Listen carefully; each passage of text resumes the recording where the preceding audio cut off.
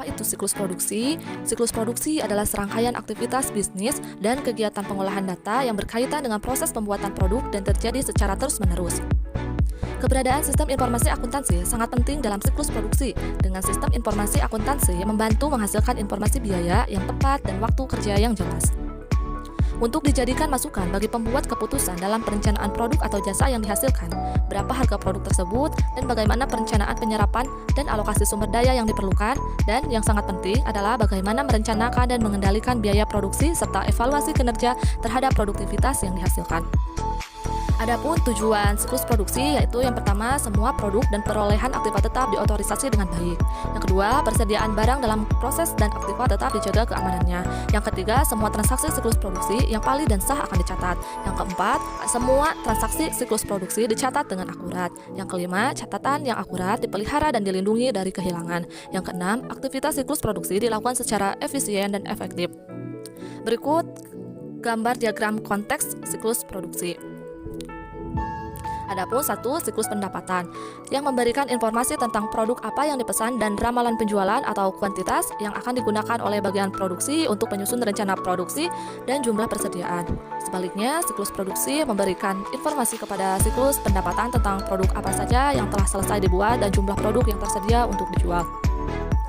Yang kedua, ada informasi tentang bahan baku dikirim ke siklus pembelian dalam bentuk surat permintaan pembelian. Sebaliknya, siklus pembelian juga memberikan informasi tentang bahan baku yang dibeli dan pengeluaran lain yang termasuk dalam overhead pabrik. Yang ketiga, informasi tentang kebutuhan tenaga kerja dikirimkan ke sistem manajemen sumber daya manusia atau penggajian yang nantinya akan memberikan data tentang tersedianya tenaga kerja dan biayanya. Informasi tentang harga pokok produksi dikirim ke siklus buku besar dan pelaporan. Terdapat 4 aktivitas dasar dalam siklus produksi, yaitu 1. Desain produk. Langkah pertama dalam siklus produksi adalah desain produk. Tujuan aktivitas ini adalah untuk merancang sebuah produk yang memenuhi permintaan dalam hal kualitas, ketahanan, dan fungsi secara simultan meminimalkan biaya produksi. Aktivitas desain produk menciptakan 2 dokumen utama, yaitu yang pertama, daftar bahan baku yang menyebutkan nomor bahan baku, deskripsi, serta jumlah masing-masing komponen bahan baku yang digunakan dalam satu unit produk jadi. Kedua, daftar operasi yang menyebutkan kebutuhan tenaga kerja dan mesin yang diperlukan untuk memproduksi produk tersebut. Peran akuntan harus terlibat dalam desain produk karena 65 hingga 80% biaya produk ditentukan pada tahap proses produksi ini. Para akuntan dapat memberikan informasi yang menunjukkan bagaimana berbagai desain dapat mempengaruhi biaya produksi suatu lini produk-produk yang berkaitan dengan meningkatkan jumlah komponen bersama yang digunakan dalam masing-masing produk. Dengan memberikan data mengenai biaya perbaikan dan jaminan yang terkait dengan produk yang ada dapat berguna untuk mendesain produk yang lebih baik. Yang kedua, ada perencanaan dan penjadwalan. Langkah kedua dalam siklus produksi adalah perencanaan dan penjadwalan.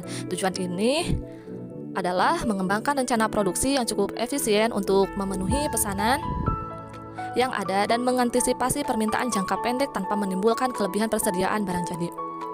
Terdapat 2 metode perencanaan produksi yang umum digunakan adalah perencanaan sumber daya produksi, Manufacturing Resource Planning (MRP2), dan sistem produksi Just in Time atau JIT. MRP2 adalah kelanjutan dari perencanaan sumber daya bahan baku yang mencari keseimbangan antara kapasitas produksi yang ada dan kebutuhan bahan baku untuk memenuhi perkiraan permintaan penjualan. Sistem MRP2 sering disebut sebagai plus manufacturing karena barang diproduksi sebagai ekspektasi atas permintaan pelanggan, sedangkan just in time atau JIT memperluas prinsip sistem pengendalian persediaan untuk seluruh proses produksi. Tujuan produksi JIT adalah meminimalkan atau meniadakan persediaan bahan baku, barang dalam proses, dan barang jadi. JIT seringkali disebut sebagai full manufacturing karena barang diproduksi sebagai tanggapan atas permintaan pelanggan. Jadi hanya berproduksi sebagai tanggapan atas pesanan pelanggan. Jadwal induk produksi Master Production Schedule (MPS) menspesifikasikan seberapa banyak produk akan diproduksi selama periode perencanaan dan kapan produksi tersebut harus dilakukan. Permintaan bahan baku menciahkan pengeluaran jumlah bahan baku yang dibutuhkan dari gudang ke lokasi pabrik tempat bahan tersebut dibutuhkan. Dokumen ini berisi nomor perintah produksi, tanggal pembuatan, dan berdasarkan pada daftar bahan baku, nomor barang serta jumlah semua bahan baku yang dibutuhkan. Perpindahan selanjutnya dari bahan baku di sepanjang pabrik akan didokumentasikan dalam kartu perpindahan yang mengidentifikasikan bagian-bagian yang dipindahkan, lokasi perpindahannya, serta waktu perpindahannya. Peran akuntan dalam aktivitas ini memastikan bahwa SIA mengumpulkan dan melaporkan biaya secara konsisten dengan teknik perencanaan produksi perusahaan. Para akuntan juga membantu perusahaan memilih antara MRP2 atau JIT untuk melihat manakah yang lebih tepat untuk perencanaan dan penjadwalan produksi perusahaan. 3. Operasi produksi. Langkah ketiga dalam siklus produksi adalah produksi aktual dari produk. Cara aktivitas ini dicapai sangat berbeda di berbagai perusahaan. Perbedaan tersebut berdasarkan jenis produk yang diproduksi dan tingkat otomatisasi yang digunakan dalam proses produksi.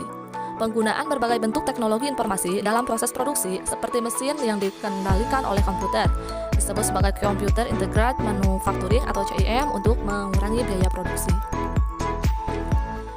Para akuntan tidak diminta untuk menjadi ahli dalam setiap segi CIM, tetapi mereka harus memahami bagaimana hal tersebut mempengaruhi SIA. Salah satu pengaruh CIM adalah pergeseran dari produksi massal ke produksi sesuai pesanan. Walau sifat proses produksi dan keluasan CIM dapat berbeda di berbagai perusahaan, namun setiap perusahaan membutuhkan data mengenai 4 segi berikut, yaitu bahan baku yang digunakan, jam tenaga kerja yang digunakan, operasi mesin yang dilakukan, serta biaya overhead produksi lainnya yang terjadi. 4. Akuntansi biaya. Langkah terakhir dalam siklus produksi adalah akuntansi biaya. Terdapat 3 tujuan dasar dari sistem akuntansi biaya, yaitu memberikan sistem informasi, perencanaan, pengendalian, dan penilaian kinerja dari operasi produksi. SIA didesain untuk mengumpulkan data real-time mengenai kinerja aktivitas produksi agar pihak manajemen dapat membuat keputusan tepat waktu. Memberikan data biaya yang akurat mengenai produk untuk digunakan dalam menetapkan harga serta keputusan bauran produk. SIA mengumpulkan biaya berdasarkan berbagai kategori dan kemudian membebankan biaya tersebut ke produk dan unit organisasi tertentu. Mengumpulkan dan memproses informasi yang digunakan untuk menghitung persediaan serta nilai harga pokok penjualan yang muncul di laporan keuangan perusahaan. Sebagian besar perusahaan menggunakan perhitungan biaya pesanan dan proses untuk membebankan biaya produksi. Perhitungan biaya pesanan membebankan biaya ke batch produk tertentu atau pekerjaan tertentu dan digunakan ketika produk atau jasa yang dijual terdiri dari bagian-bagian yang dapat diidentifikasi secara terpisah. Sebaliknya, perhitungan biaya proses membebankan biaya ke setiap proses dan kemudian menghitung biaya rata-rata untuk semua unit yang diproduksi. Digunakan ketika produk atau jasa yang hampir sama diproduksi dalam jumlah massal dan unit terpisah tidak dapat dengan mudah diidentifikasi. Pilihan perhitungan biaya berdasarkan pesanan atau proses hanya mempengaruhi metode yang digunakan untuk membebankan biaya-biaya tersebut ke produk, bukan pada metode pengumpulan data. Kedua sistem tersebut membutuhkan akumulasi dan mengenai 4 jenis biaya. Adapun 1. Biaya bahan baku, yang kedua tenaga kerja langsung atau direct labor, yang ketiga ada mesin dan peralatan, yang keempat ada overhead pabrik. Peran SIA dalam siklus produksi. Yang pertama, bauran produk yang akan ingin diproduksi. Yang kedua, alokasi dan perencanaan sumber daya. Contoh, apakah membuat atau membeli. Yang ketiga, penetapan harga produk. Berapa HPP sampai produk selesai dibuat. Yang keempat, manajemen biaya, merencanakan atau mengalokasikan biaya-biaya yang timbul. Untuk yang selanjutnya adalah pengendalian siklus produksi. Memulai produksi, merencanakan dan mengendalikan produksi, yaitu otorisasi produk, terjadi dalam perencanaan produksi dan departemen kontrol berdasarkan pesanan yang diterima dari pelanggan. Untuk yang kedua, mengeluarkan bahan baku. Toko mengeluarkan bahan baku untuk produksi pada penerimaan slip persoalan bahan atau permintaan resmi ditulis oleh departemen produksi. Untuk yang seterusnya, memproses barang dalam produksi. Tenaga kerja yang terjadi atas perintah produksi tertentu dicatat atas tiket waktu. Waktu yang menjadi fungsi juga dapat dicapai dengan memiliki karyawan termasuk dalam terminal komputer dan kunci dalam jumlah pesanan produksi setiap kali merekamulasi atau berhenti bekerja dalam pekerjaan. Untuk yang selanjutnya, memindahkan pekerjaan yang sudah selesai ke barang jadi. Ketika produksi selesai, pesanan selesai, dan barang telah melewati pemeriksaan akhir, laporan produksi selesai disiapkan. Untuk yang selanjutnya, melindungi persediaan. Persediaan manufaktur rentan terhadap pencurian dan kerusakan, penyimpanan bahan baku dan persediaan barang jadi di gudang terkunci dengan akses terbatas. Pada individu yang berwenang adalah penting dalam menjaga aset tertentu. Untuk yang selanjutnya, mencatat transaksi pabrik dan persediaan. Untuk yang selanjutnya adalah kontrol tambahan atas pencatatan biaya produksi, meliputi cek independen dalam perjanjian entry untuk alokasi biaya produksi ke bekerja dalam proses dengan data pada bahan dan penggunaan tenaga kerja dalam laporan kegiatan produksi harian. Untuk yang kedua, cek independen dalam perjanjian entry untuk transfer barang dalam proses ke barang jadi dengan data dalam laporan produksi selesai. Untuk yang ketiga, sebuah laporan dari semua slip pengeluaran bahan, tiket waktu, dan tiket persediaan. Langkah yang tidak termasuk dalam laporan produksi harian.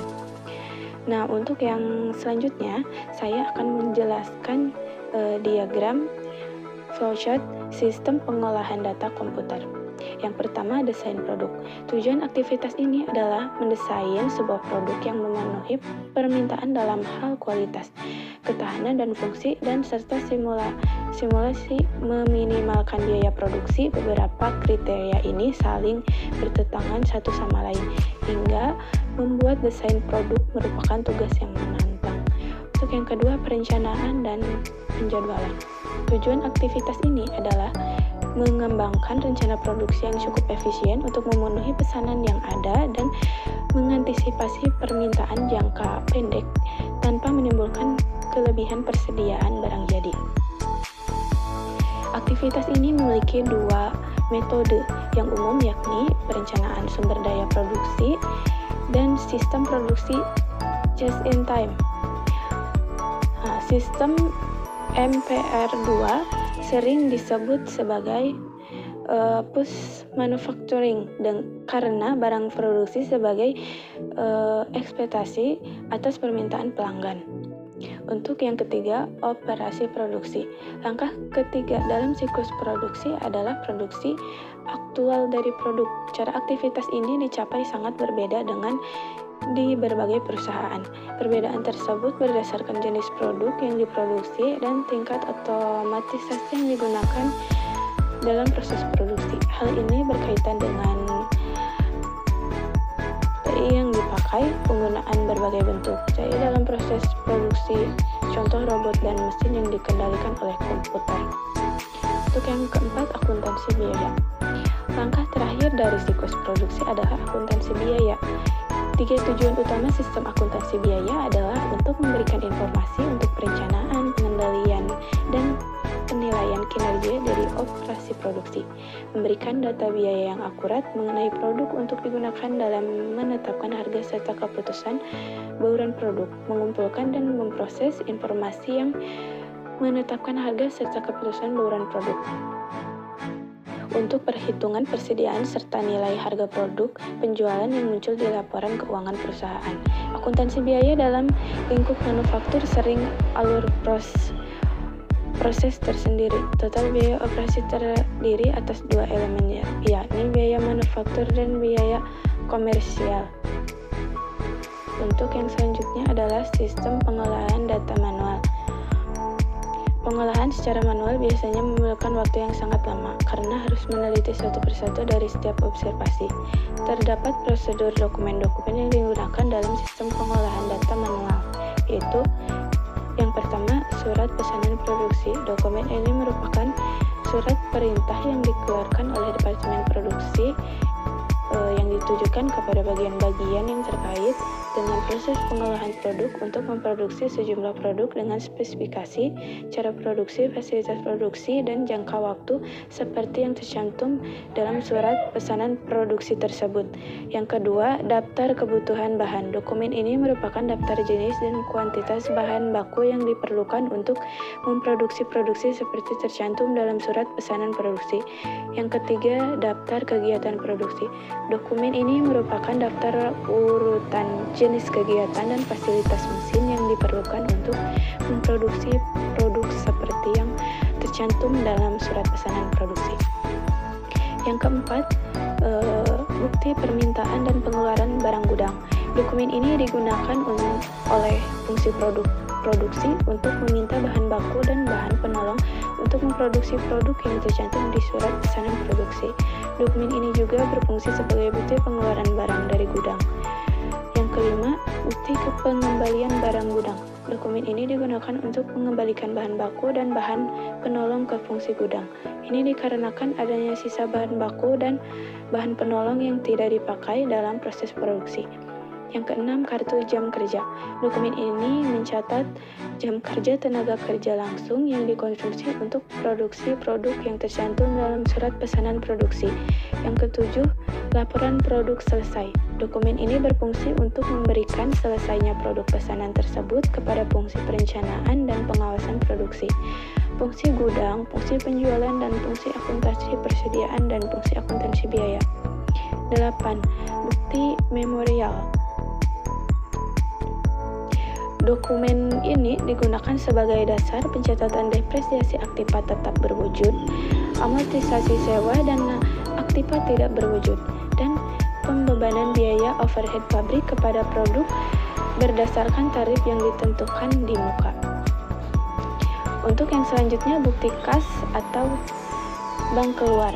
Dokumen ini digunakan untuk mencatat biaya-biaya yang dibayar lewat kas atau bank.